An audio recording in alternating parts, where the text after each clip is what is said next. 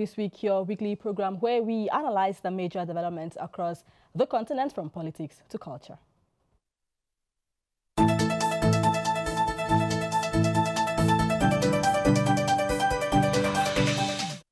Let us begin in the Democratic Republic of Congo, where political consultations begin this Monday, March 24, in Kinshasa for the formation of a national unity government. These consultations will last a maximum of 2 weeks, as announced by the Chief of Staff of the Special Advisor to the Head of State on Security Matters. Our correspondent in the DRC, Yves Mayele.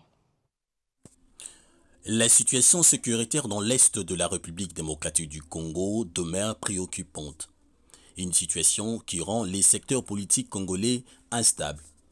Par initiative du chef de l'État Félix Antoine Tshisekedi Tshilombo, les consultations politiques ont été annoncées devant la presse nationale et internationale ce samedi 22 mars à Kinshasa par le biais du directeur de cabinet du Conseil spécial en matière de sécurité du chef de l'État. Les consultations politiques placées sous la conduite du professeur Désiré Casimir Eberand visent 4 catégories de personnalités. 1. La majorité parlementaire réunie au sein de l'Union sacrée de la nation. Celle-ci comprend les regroupements et partis politiques, la majorité ayant adhéré à la vision du chef de l'État à l'issue des élections de décembre 2023. 2. Les partis et regroupements politiques de l'opposition, tant parlementaires qu'extra-parlementaires. 3. La société civile dans toute sa diversité. Il s'agit principalement, sans que la liste ne soit exhaustive, de toutes les confessions religieuses et autres organisations de la société civile. 4. Les personnalités. Il s'agit des femmes et des hommes qui, en raison de leur expérience et connaissances, de leurs initiatives et actes, ont eu à apporter et ou apportent une contribution significative au rayonnement positif de notre pays. À la question de savoir si l'opposition armée prendra part à ces consultations, le professeur Espoir, directeur du cabinet du Conseil spécial en matière de sécurité du chef de l'État, a rappelé les conditions à respecter pour y prendre part. Il y a l'intangibilité des frontières, il y a l'unité nationale. Ça veut dire que si ces personnes acceptent d'adhérer à ces principes, c'est à ces conditions qu'ils participent aux consultations politiques. Parce qu'on ne peut pas accepter, plutôt on ne peut pas violer ces principes et vouloir participer aux consultations politiques. Ces consultations politiques vont durer pendant 2 semaines au maximum. Malgré l'annonce de consultations politiques, l'opposition politique garde sa position, qui est celle de ne pas accepter la main tendue du régime en place.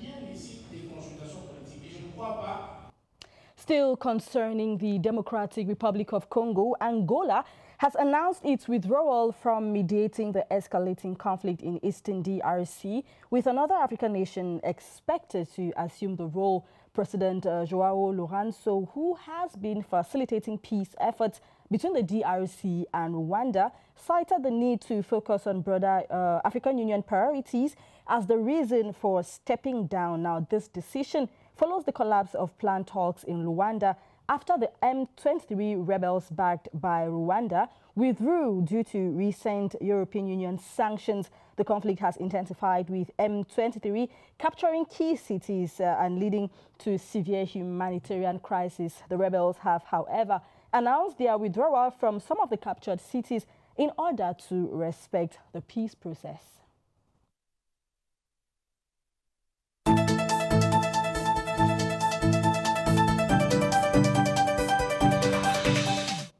And now let's take you to Niamey in Niger. On Wednesday, March 26, a meeting will be held to implement the resolutions from the National Conference, which was held last February 2025. Now let's talk about this with our correspondent over there in Niamey, Jean-Marc Bikok. Hello, Jean-Marc Bikok. Please, could you tell us more about this important meeting scheduled to take place in Niger?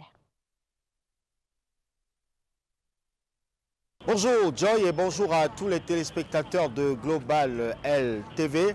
Effectivement, le ministère de l'Intérieur a rendu public un communiqué pour annoncer une ultime rencontre à Mahatma Gandhi le 26 mars 2025 à partir de 8 h dans le cadre de la mise en pratique des résolutions des assises nationales tenues du 15 au 20 février dernier à Mahatma Gandhi. Et juste après ces assises, il y avait la cérémonie solennelle de remise du rapport final des assises nationales. Il sera donc question le 26 mars prochain à Mahatma Gandhi de faire part aux uns aux autres de la mise en œuvre de tout ce qui a été décidé lors des assises nationales. Il y a donc plusieurs médias internationaux qui sont conviés à cette rencontre. Global LTV sera à Mahatma Gandhi pour l'échéance. Et puis on reviendra avec beaucoup plus de détails sur cette rencontre du 26 mars prochain. We can't wait to have that information, Jean-Marc, but let's talk something else rapidly. Several companies have been ordered to leave Niger. We have La Francophonie. We equally have Chinese-owned hotel, Solux Hotel. Please tell us about that as well. Le retrait du Niger, l'Organisation internationale de la francophonie, il faut le dire, c'est une décision qui était évidente puisque déjà le pays avait été suspendu, sanctionné, j'allais dire, par l'OIF en décembre dernier, puisque l'OIF exigeait le retour à l'ordre constitutionnel et la libération de l'ancien président, le président déchu. Alors, le Niger a décidé de se retirer de cette organisation. Ce qui certainement aura des conséquences parce qu'il y avait des projets financés par cette organisation internationale de la francophonie. Même au niveau des emplois, il y avait pas mal de personnes qui travaillaient pour cette structure. Au niveau de la SORAS également, il y a pas mal de personnes qui vont se retrouver sans emploi. Mais c'est une décision souveraine du pays qui affirme voilà, sa ligne droite des objectifs du CNSP. Défendre les intérêts de la patrie, du pays, travailler pour le pays. Quand quelque chose n'apporte pas un profit, un intérêt à l'État, il faut simplement se retirer. Jean-Marc, because you talked about consequences, what impact could these have on the Nigerian economy?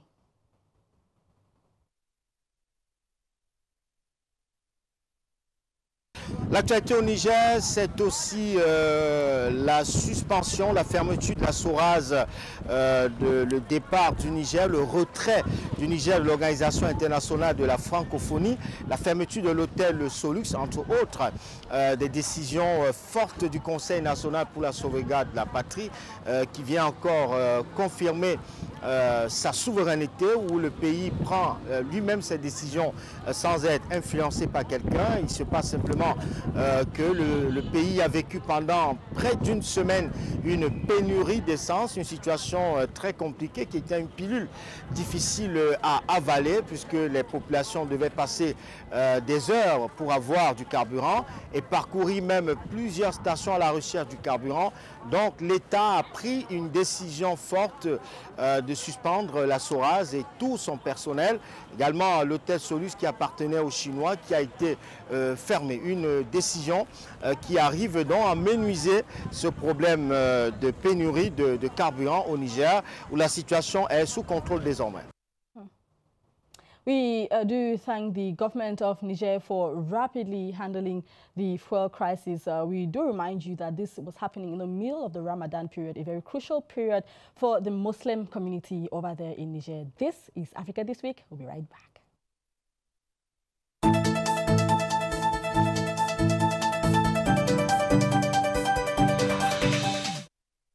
Republic of Cameroon on March 24, 2025, the Cameroon People's Democratic Movement CPDM political party commemorates its 40th anniversary since its establishment in 1985 under the leadership of President Paul Biya.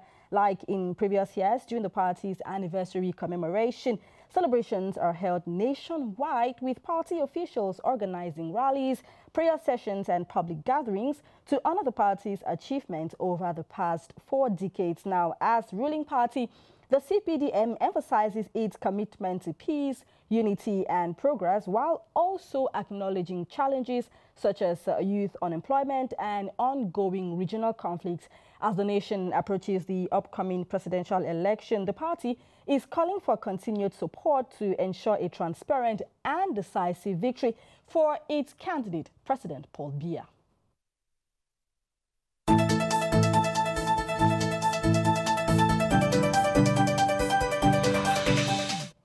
Over in Gabon, Gabon's Constitutional Court has approved interim President Brice Oligui Nguema's candidacy for the April 12, 2025 presidential election. Nguema, who took power in the 2023 coup, is among 8 candidates cleared to run. His approval follows the adoption of a new constitution, which made exceptions allowing his participation despite initial restrictions on transitional leaders. Other notable candidates include former Prime Minister Alain-Claude Bilibinze, running as an independent candidate. We equally have tax inspector. We equally have the only female candidate in the race, Ninga Channing Zenaba. This election marks Gabon's attempt to transition back to civilian rule, with observers closely monitoring the process.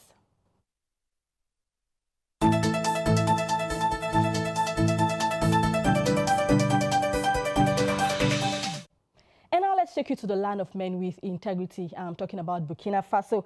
The Faso Year, a flagship initiative launched during Thomas Sankara's revolution, will soon return to Burkina Faso to support citizens' purchasing power amid inflation. The Minister of Economy, Abubakar Nakanabo, announced this on Wednesday, March 19, 2025, following the Council of Ministers meeting. Now, let's talk about more details of this return with our correspondent over there in Ouagadougou, Sarah Dabone. Hello, Sarah Dabone. Can you please explain what the concept of the Faso Year was during Thomas Sankara's time?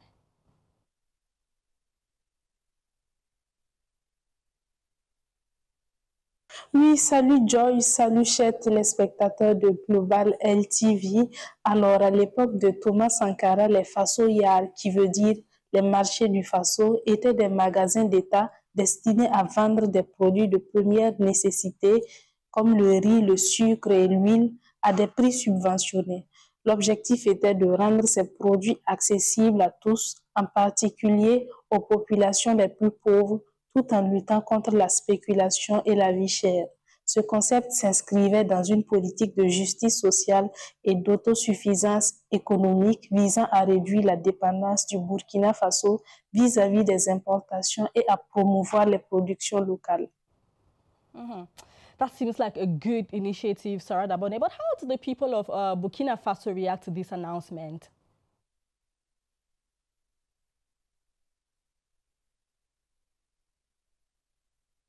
Les Burkinabés ont bien accueilli l'annonce. Beaucoup ont accueilli cette initiative avec espoir en y voyant une solution potentielle, bien sûr, à la vie chère et à l'inflation qui frappe le pays. Pour eux, les Faso Yar symbolisent une politique sociale forte et une volonté de protéger les plus défavorisés. Certains expriment des craintes quant à la mise en œuvre effective du projet au vu des défis logistiques, des risques de détournement et de mauvaise gestion qui sont souvent cités comme des obstacles potentiels. Tell us, Sarah Dabone, before you go, how could this initiative impact the daily lives of most vulnerable populations? I'm talking about those in rural areas where access to basic necessities is often very difficult.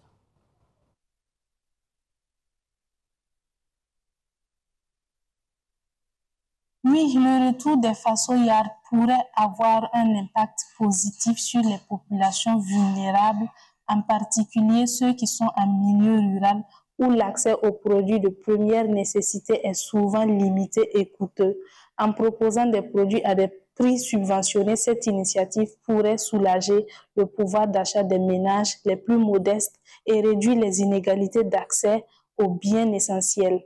Même si leurs succès dépendront de plusieurs facteurs, les Faso Yar pourraient en tout cas devenir un outil clé pour lutter contre la pauvreté et améliorer les conditions de vie des populations les plus vulnérables. Very, very thoughtful initiative put in place there by Thomas Sankara. And it is with great joy that the people of Burkina Faso are welcoming back this initiative to their country, which will definitely improve their standard of living. Now, this is Africa This Week. Don't touch that dial.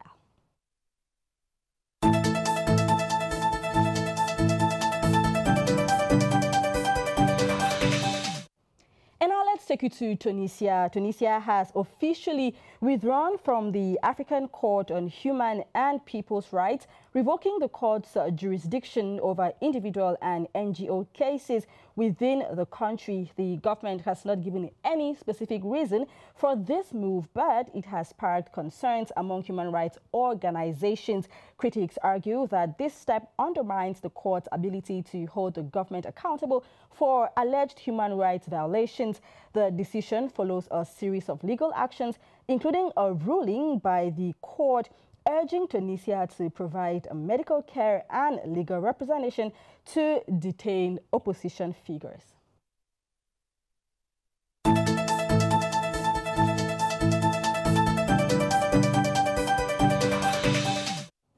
In Namibia, on March 21, 2025, Netumbo Nandi-Ndaitwah was inaugurated as Namibia's first female president during the nation's 35th Independence Day celebrations. At 72, Nandi-Ndaitwah joined a select group of female African leaders.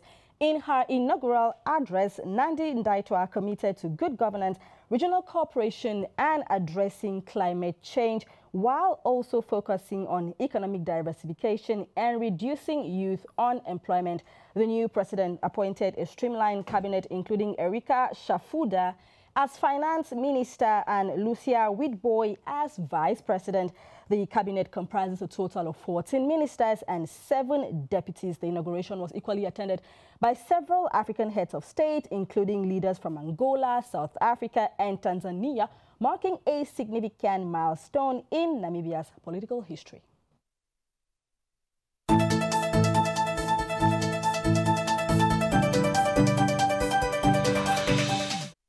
Côte d'Ivoire and Liberia have signed a parliamentary cooperation agreement aimed at enhancing legislative collaboration between the two countries. The agreement, finalized during the joint Ivorian-Liberian Cooperation Commission session, will focus on strengthening ties and fostering mutual development. The Liberian House Speaker, Richard Nagbe-Koun, emphasized the commitment to work closely with the Ivorian Parliament. Now, this agreement adds to previous collaborations in sectors like trade, security, and education, marking a significant step in regional cooperation. When we come back, we talk sports.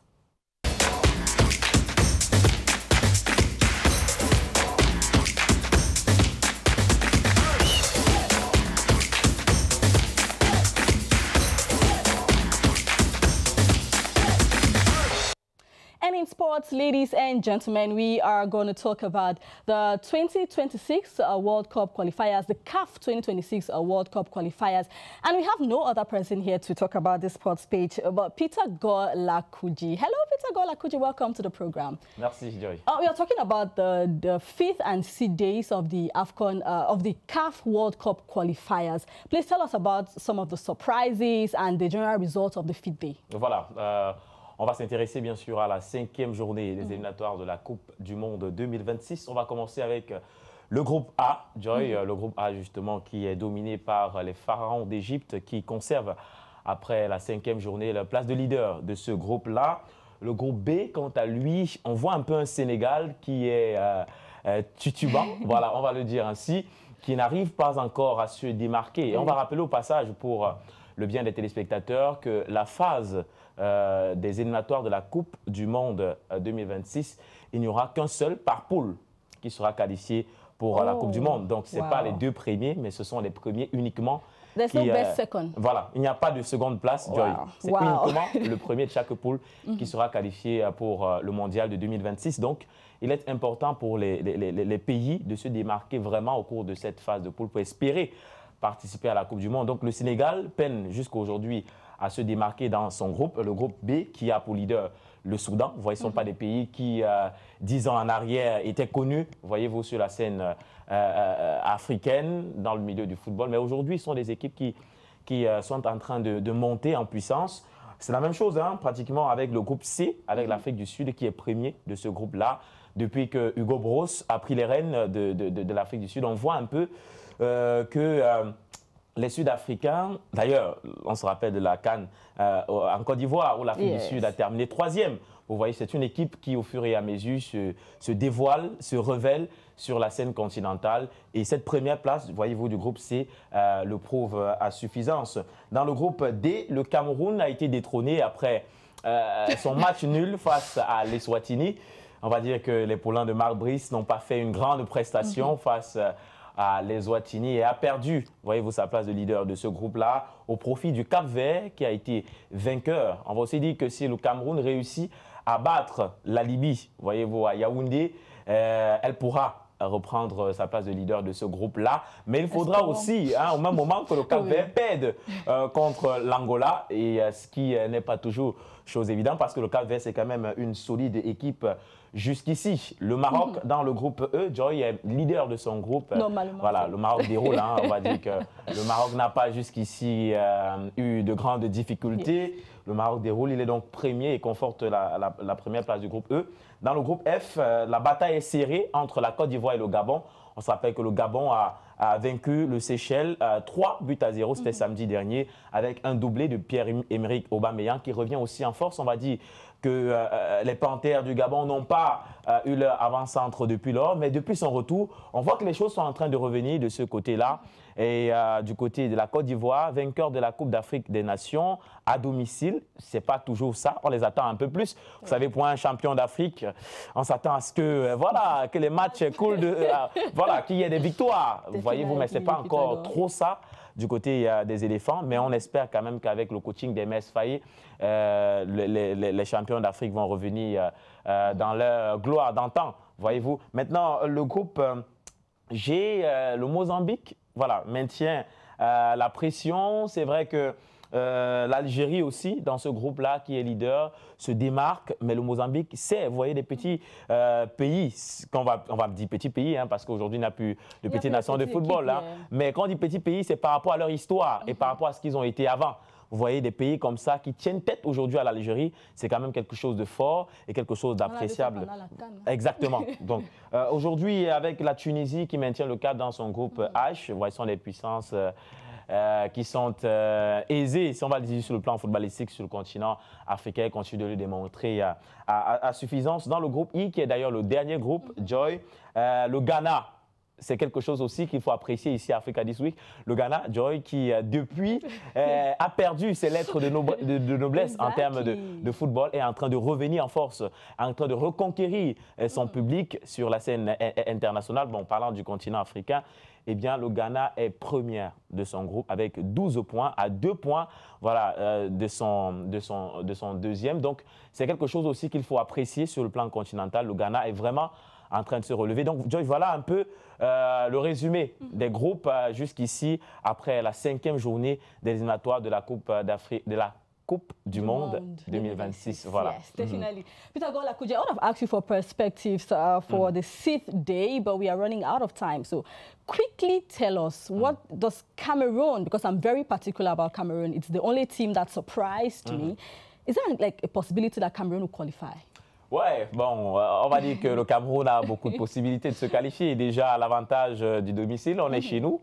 Donc, je pense que les Camerounais peuvent, voyez-vous, battre la Libye à Yaoundé mardi soir. Bon, maintenant, il faut aussi tenir en compte les capacités de la Libye, parce que c'est aussi un pays qui joue vraiment au football, avec le nouveau coach qui est aussi arrivé là-bas, l'ancien coach sénégalais Aliou Cissé, qui est en train d'apporter une nouvelle dynamique à cette équipe. Ce ne sera pas aussi une mince affaire pour les Lions indomptables. Si la prestation qu'ils ont eu à démontrer face à l'Eswatini, si c'est la même prestation contre la Libye, je pense que la Libye aura le dessus sur nous. Mais si les Lions indomptables se réveillent et montrent un autre jeu, je pense que les Lions tous les atouts, offensifs, défensifs, bref, avec même en termes de coaching, voilà, pour gagner contre la Libye. Il faut rappeler aussi que Marc Brice n'a pas encore perdu un match à domicile, donc je pense que ce sera l'avantage. We need a win, Pythagore. Anyway, comme on dit, impossible n'est pas Cameroun. Exactement.